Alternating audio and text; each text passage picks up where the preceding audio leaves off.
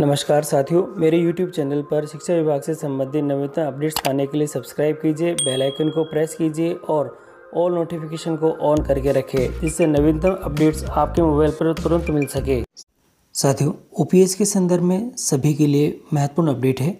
OPS पर आयोग ने उठाए सवाल, नीति आयोग उपाध्यक्ष ने जताई चिंता, कहा राजनीतिक दल रखे वित्तीय अनुशासन।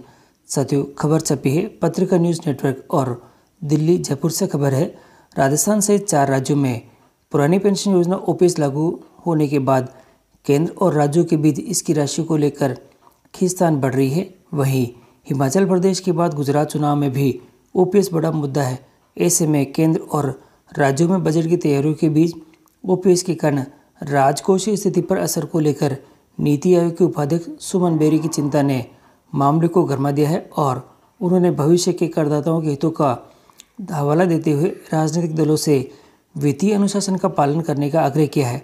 और इसमें पहले इसी माह केंद्रीय वित्त मंत्री निर्मला सीतारमण ने राज्यों को OPS की राशि देने से इनकार कर दिया था और बेरी ने OPS पर चिंता जताते हुए कहा है कि देखिए साथियों, उन्होंने कहा है कि देश की, यहाँ जो लाइन है, देश की अर्थव्यवस्था को विकासशील बनाने के लिए वर्तमान समय में राजकोषीय स्थिति और सतत विकास पर ध्यान देने की जरूरत है। और इसी के साथ ही उपाध्यक्ष ने जताई ये चिंताएं, और जो उपाध्यक्ष की चिंता है वह कुछ इस प्रकार से है कि पहली, राज्यों के पास स्कीम के लिए पैसा नहीं है, भार केंद्र पर ही आएगा। दूसरा, इस भार की भरपाई शिक्षा, चिकित्सा, परिवहन, पानी और बिजली से जरूरी खर्च में कटौती से ही होगी और उधारी पर RBI का नियंत्रण होने से वित्तीय स्थिरता को खतरा नहीं है। राज्यों को कर या खर्च में से एक को चुनना होगा और OPS की घोषणा से आज की सरकार को लाभ है, लेकिन कीमत आने वाले सरकारों को चुकानी पड़ेगी। तो ये थोड़ा सा अपडेट है कि उपाध्यक्ष ने इसके ऊपर चिंता जताई है और ये जो 4 प्रमुख पॉइंट है ये इनकी तरफ से है। साथियों, गरीबी रेखा नए सिरे से तय होगी और यहाँ दिखाई दे रहा है गरीबी रेखा को लेकर।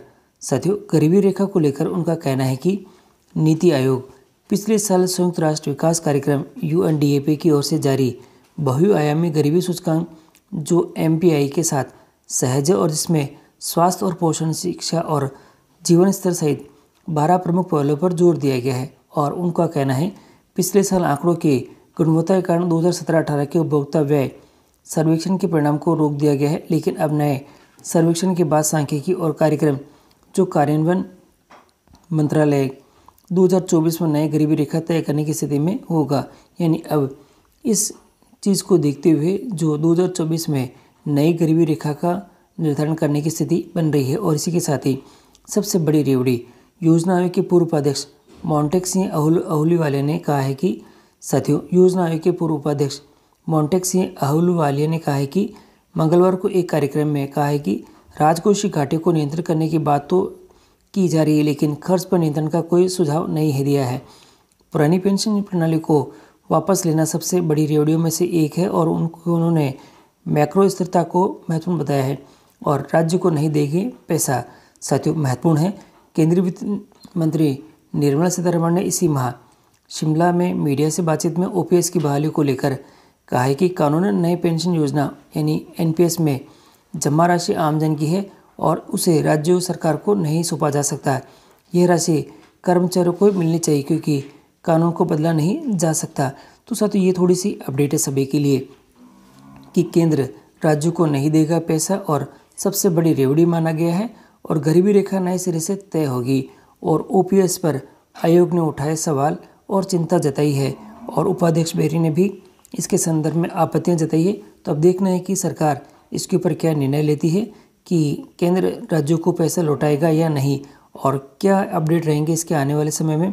तो इन अपडेट्स के लिए आप चैनल पर बने रहें जिससे कि अपडेट आपको सबसे पहले प्राप्त होते रहे। और अगर चैनल पर नए हैं तो चैनल को सब्सक्राइब करो जरूर करें जिससे कि अपडेट आपको समय पर मिलते रहे।